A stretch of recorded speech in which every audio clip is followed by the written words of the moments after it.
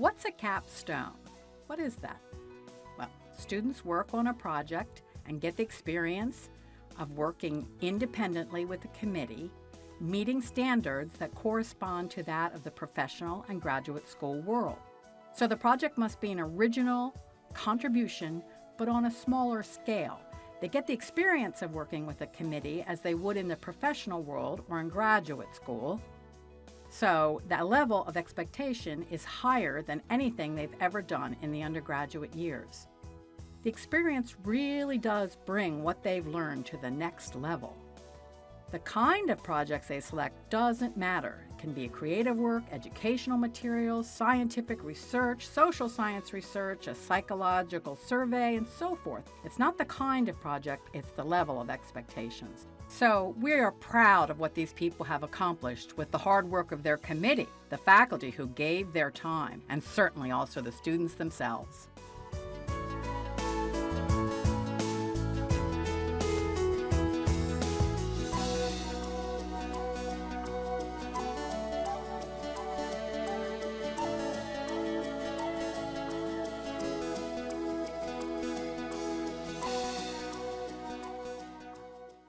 I researched the deaf education system in Ecuador and more about the school itself.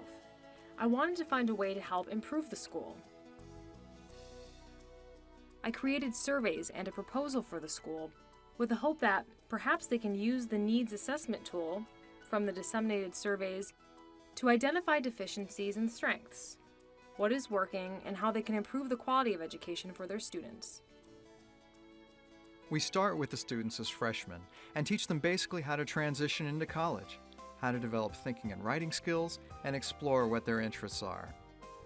By the spring semester of their junior year, they're ready to start the capstone. I often call the capstone the firewalk because it's tough. You have to prove yourself by choosing a project that you're interested in, by exploring the area that you really want to work on later, and then completing the project. You really grow as a person through that challenging experience. So we start with a proposal where you tell us what you want to do, and then during the senior year, you work on that project, write it up, and then share it with the community.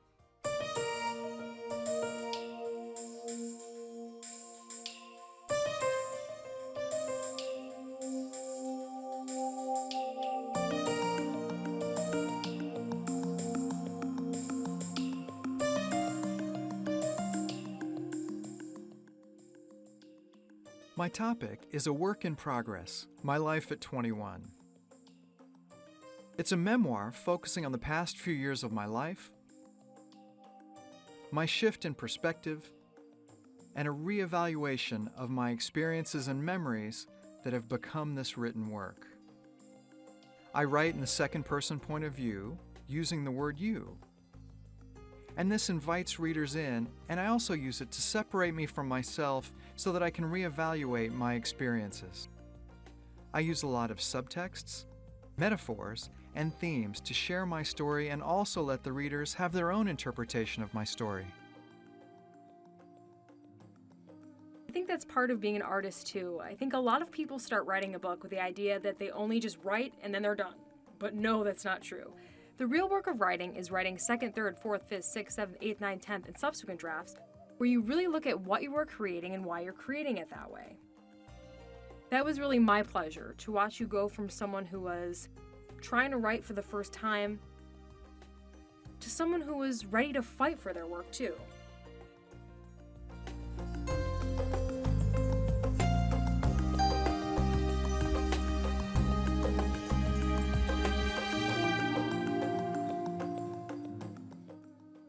This project focuses on how different cultures, particularly the deaf and hearing communities, use the 5 senses. With deaf people using American Sign Language, ASL, and hearing people using spoken English, we filmed different real-life scenarios on H Street. The videos are used as part of an app for hearing people to download and learn more about how cross-cultural misunderstandings and conflicts can happen, and for both communities to better understand each other's cultures. It's a visual way of telling, well, of sending a powerful message instead of doing it in print form that is less clear. So with her skills, I think it will fly. I think the bottom line is, why do people make apps? Because obviously there's a need, and you responded to that need with an app to help resolve cultural conflicts, such as hearing people not understanding deaf people. So there is a need for that. I've often found myself wishing there was an app for this or that so I could explain by showing the app an instant explanation. Your app is the answer to that need. Will the need ever be non-existent? Doubtful, because there will always be a need for something new for new ideas. Having this kind of need made this project possible. We made a good team and should work together again.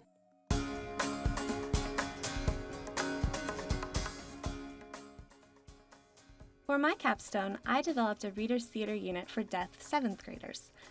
The Reader's Theater is an approach to literature using books, text, poems, or printed articles converted into script. Students read and study a script and then do an informal performance at the end. Research shows that Reader's Theater has tremendous benefits. Students read more fluently and develop confidence by reading. Students who previously hate reading but are engaged in Reader's Theater now love to read. Vocabulary expansion is among many other benefits as well. There's nothing specifically for deaf students. It's kind of puzzling because Reader's Play really is a great way to bridge American Sign Language and English. Just to tell you more of her accomplishments, she won the research contest in the library last year. She presented at the Regional Honors Conference on an entirely different topic from her capstone, and she had to do all the research for presenting that paper. So you can see how she takes it all in with passion. Research is fun. What? It is See? fun. It's fun. I love it. If I want to know more about something, I just find information on it and put it all together. It is fun, you know. I know a lot of people don't like research, but I enjoy it. I'll actually miss doing research papers. Not to worry, there's graduate school.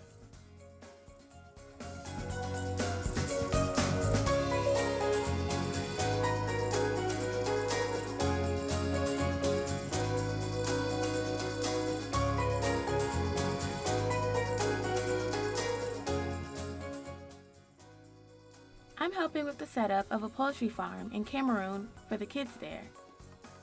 We needed a project that would help with their livelihood skills. I wondered how I could help and decided that I could help by fundraising for whatever they need, such as equipment and building materials. They didn't have anything, just land. So my purpose was to raise money for that so they can feed themselves.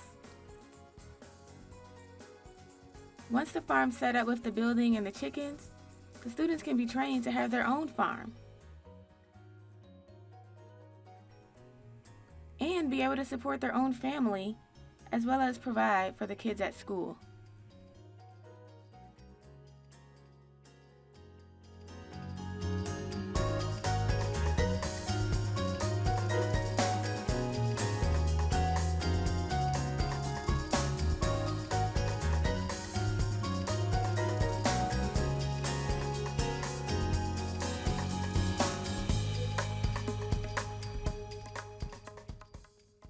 The capstone is good because it really is a test, not only of your knowledge and skills, which already grow significantly in preparation for the world, but also of your character and your experience, how you work under stress, what you do when things don't go right, with deadlines, and many, many ways of growing in your self-awareness as a person and in your professional development.